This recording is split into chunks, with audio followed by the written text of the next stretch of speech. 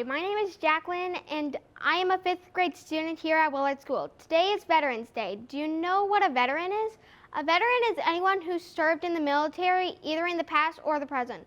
There are 5 branches or parts of the military. Do you think you can name one of the branches? You're about to find out. Hello, my name is Talon, and I'm going to tell you the names of the 5 parts of the military. They are the Army, Air Force, Navy, Coast Guards, and the Marines. They defend our freedom on land, sea, air, and even in cyberspace. Hi, I'm Mariah. Did you know while you are eating, while you're sleeping, while you're at school, the 5 branches of the military are defending your freedom all around the world? I'm Elias. Do you know what day we celebrate Veterans Day every year? It is always on November 11th. This is because that was the day an armistice, which is an agreement to stop fighting, was signed to end World War I. It was signed at 11 in the morning of the 11th day of the 11th month in the year 1918. Hi, I'm Taylor. Veterans Day is a very special day. It is the day we honor those brave men and women that have sacrificed so much to fight for our freedom. I'm Karan. You could do something special for Veterans Day, and that would be to say thank you to our veterans. Ask your parents or guardians if they know a veteran. Maybe you have one in your family. Thanking a veteran is the best way to celebrate Veterans Day.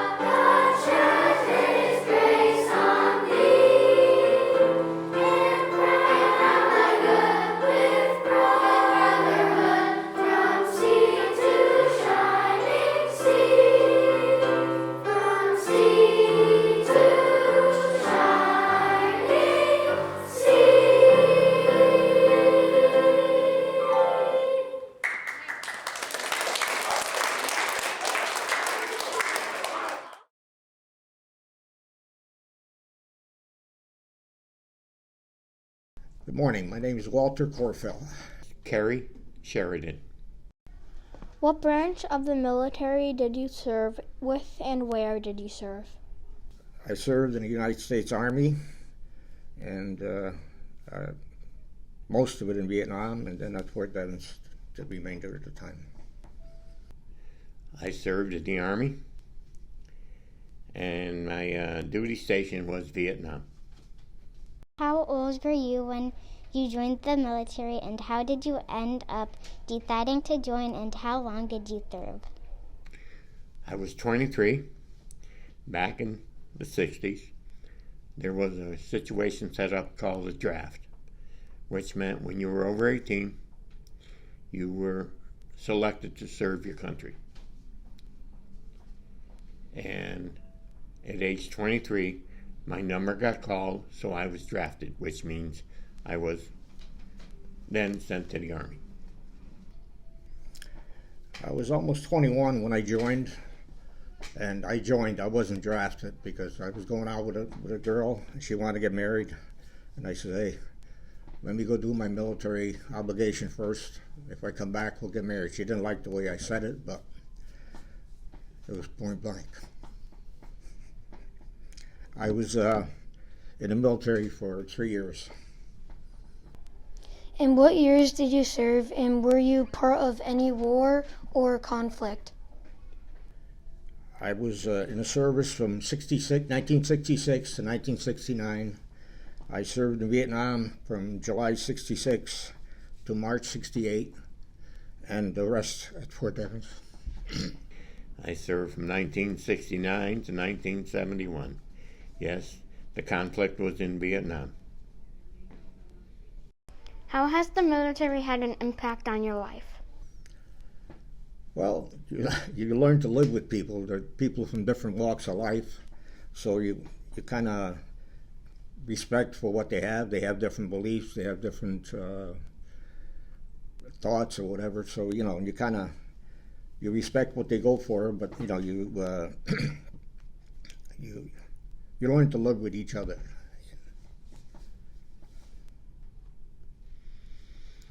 I think the basic things you learned in the military, one was to work hard, two was to rely on the people around you, and learn how to, you become a member, no matter what you do in life, a member of a team. And your part in the team varies greatly, but you are a part of the team. So as life goes on, you realize that no matter where you go to work, you become part of a team.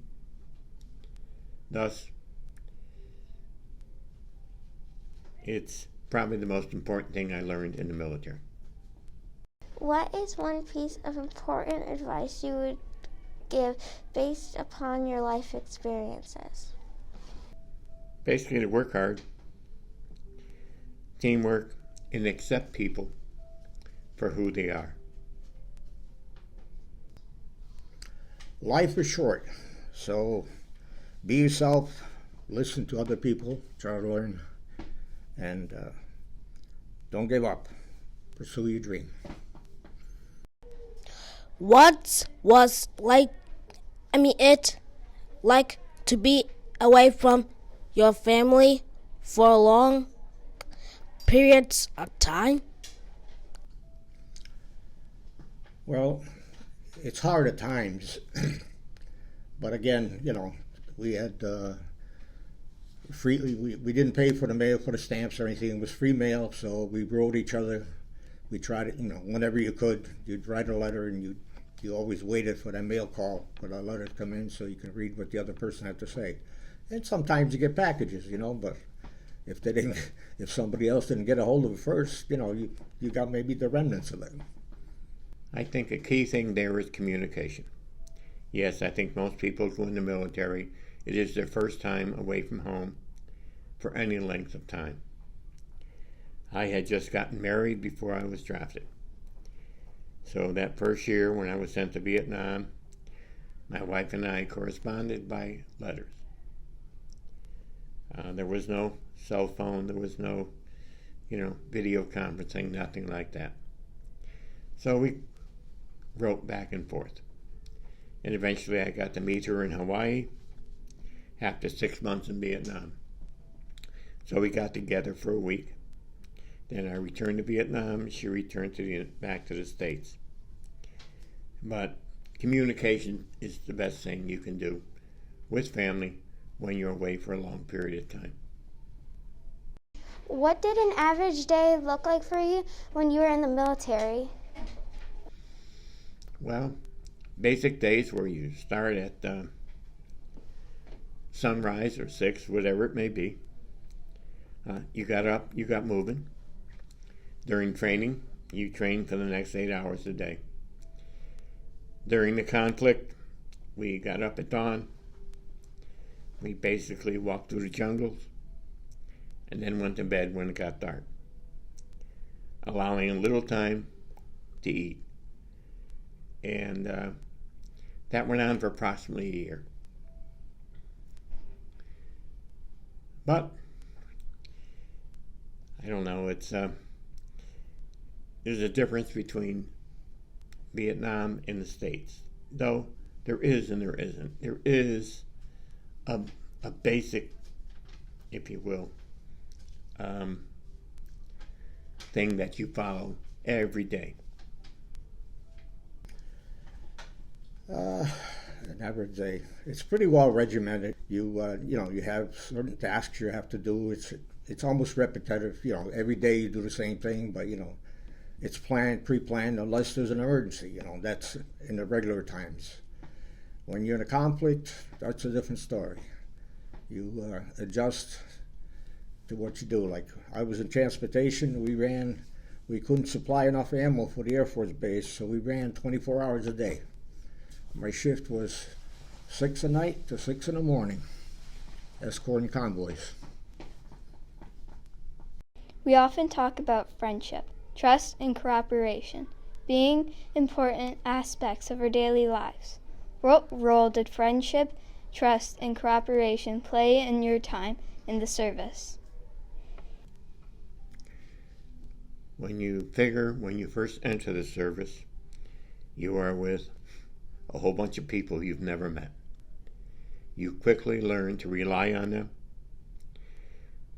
You eventually become friends, but you work as a team. And you eventually get to know people from all walks of life that you've never been, exposed to before. Well, we all depend on each other. We kind of try to cover each other's back, as they say. So, and it's everybody has a job to do, but you also, that whatever you do, somebody's going to cover you. Somebody's got your back. Today, I think young kids, when they come to school, are going to sit with somebody new each day or when they first get here. And remember to accept the person for who they are.